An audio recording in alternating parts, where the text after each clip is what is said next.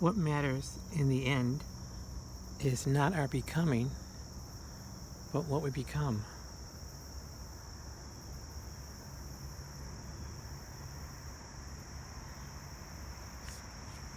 That's on the very last page of the very last paragraph of chapter 10 of Nicholas Carr's What the Internet is Doing to Our Brains, The Shallows. What matters in the end is not our becoming, but what we become.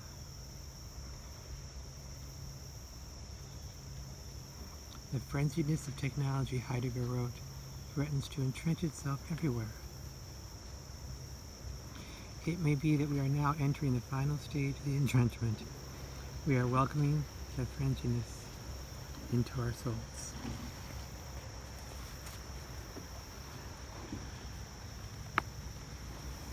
So, this is Friday.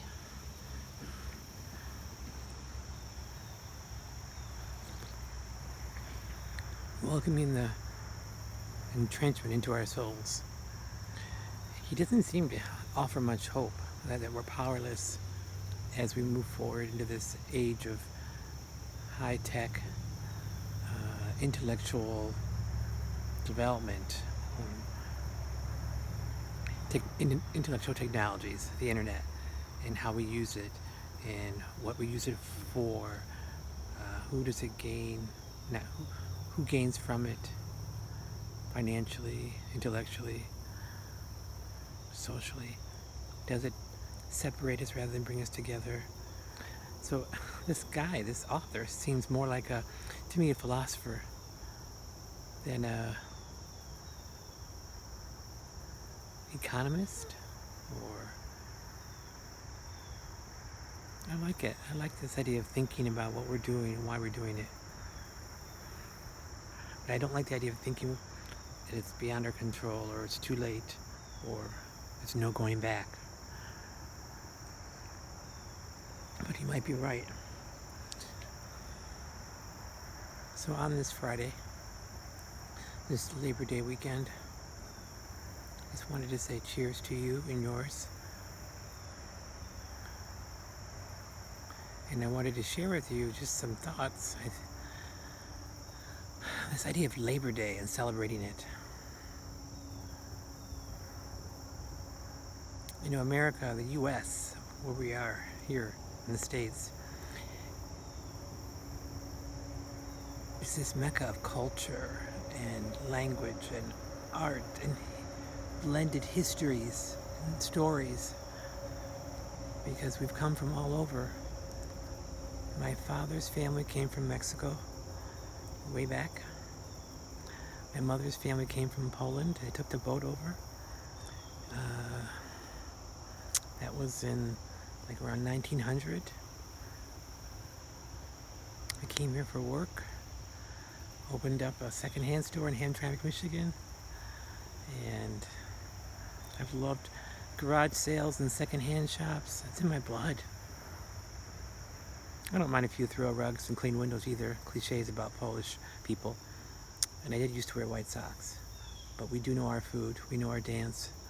We know music and movement and being together and celebrating. And then my mother's father came from Mexico. Walked across the border and ended up in Michigan to work in the factory, like many, many other ethnic backgrounds, ethnic peoples sought work. They needed to work. What is it about work that we do? I mean, yes, obviously, the economy, obviously. We need to pay our bills. We need to buy food for our family. We need to put clothes on our backs. We need to have somewhere to stay at night, to be safe. This idea of providing. So I guess it's a very human instinct. But those opportunities of gainful employment where you get paid and you can take care of yourself and your family, those opportunities weren't everywhere all the time. So here we are in the U.S., generations later. And what I wanted to share with you was That's a story we all know, so much so that it's almost like a cliche. We're a melting pot. But I also know that within that stereotype of America being this melting pot of blended cultures, and we're here because of opportunity, and opportunity lying in those work opportunities. I come from a family on my father's side who did not enjoy working. It's almost like my father never really worked a job. It just wasn't something he wanted to do.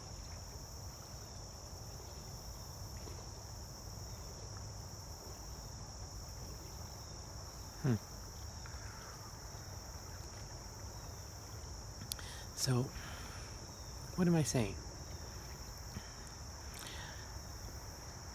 We don't all have that propensity to want to be busy every moment of every day, or to have this 9 to 5 job and get up and get dressed and get ready for work, get to work, do our job, have our lunch, clock in, clock out, or whatever job world you're in, job sphere.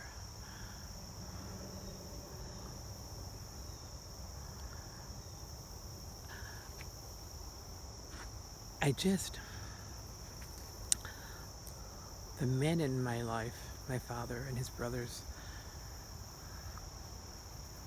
how did they find women who put up with that?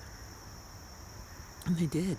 Who took care of them, cooked for them, gave them children, raised those children.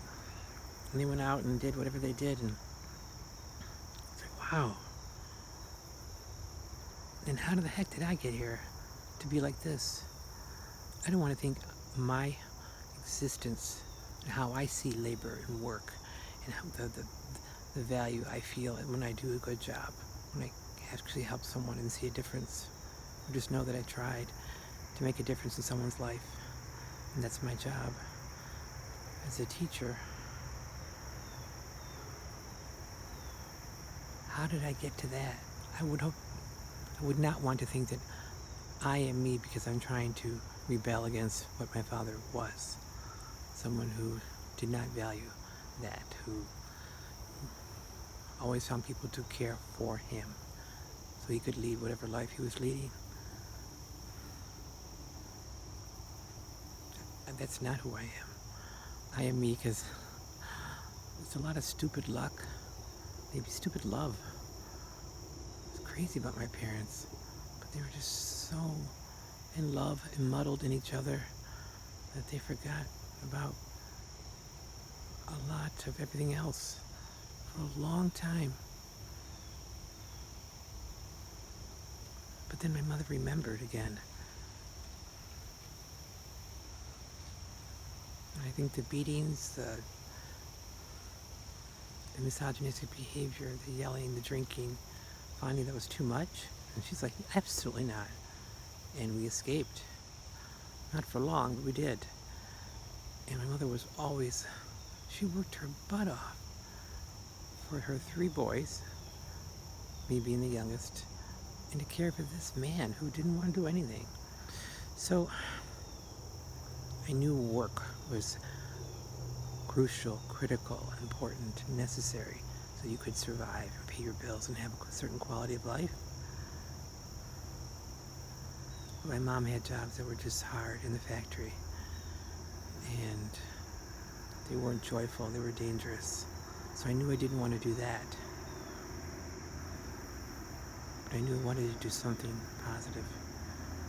Not because I didn't respect what my mother did. It's because I knew I couldn't be a drug pusher like my dad. That was his ultimate job.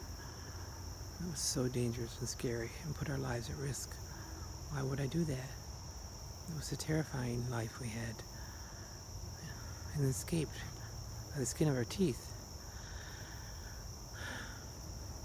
and fell back into so frequently. But amidst all that pain and danger and car accidents and fires and horrific deaths, overdoses. I mean, all this stuff that you see as a kid, as a young adult, happen around you. I'm like, hey, I'm alive and I love it. That's not going to be my life. Those are my parents. I don't understand it. I do love them, but I also know it's not safe to be around them. So I needed to find my own life, like we all do, right? That's not new. We all need to find our way. But me finding my way had a lot to do with leaving a lot behind. So when I went to college, oh my God, that was the beginning. Another cliche, but it was like a whole new world opened up of possibility. And I latched on, and I have been riding that wonderful wave ever since. So, education, I guess, was the key. But my desire and will and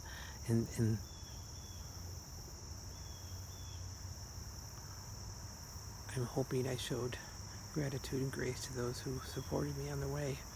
It wasn't my parents. They were too lost in their own stuff.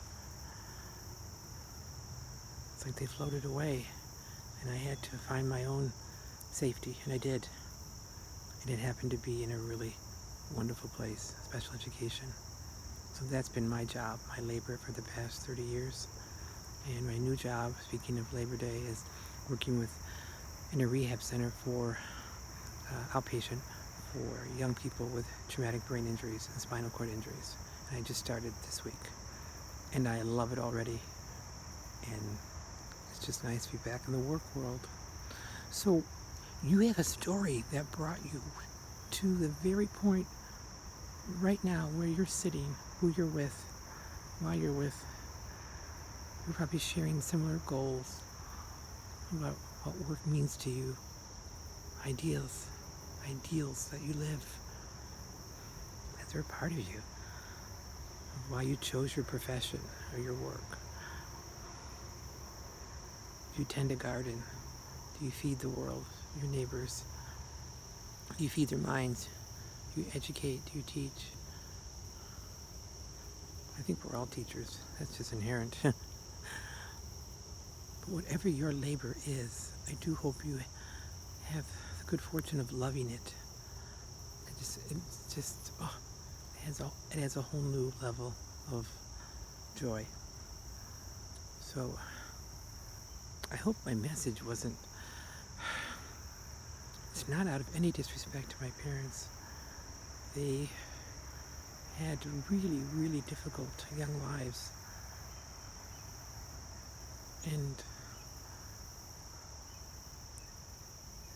But there were just so many literal car wrecks and emotional car wrecks along the way. Not everyone made it out. And I feel like I made it out it was like literally crawling out of car wrecks and going, how did we survive this? So that's God, that's grace,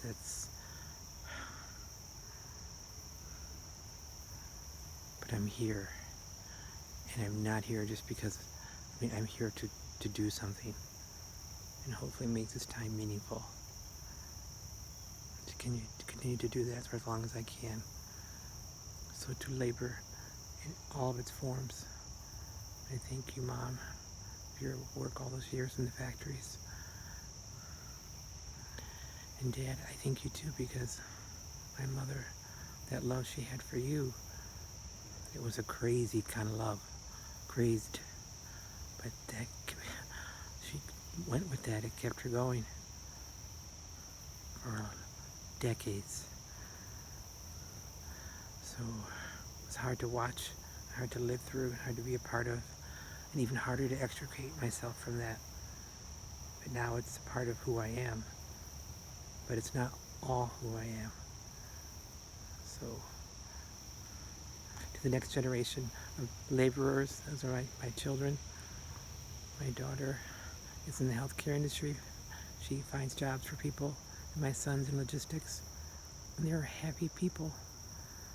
Not necessarily because of their jobs, but I know they're glad they have jobs and love working and working hard, setting goals. So to the next generation, to all of you, peace on this Labor Day weekend. Always peace.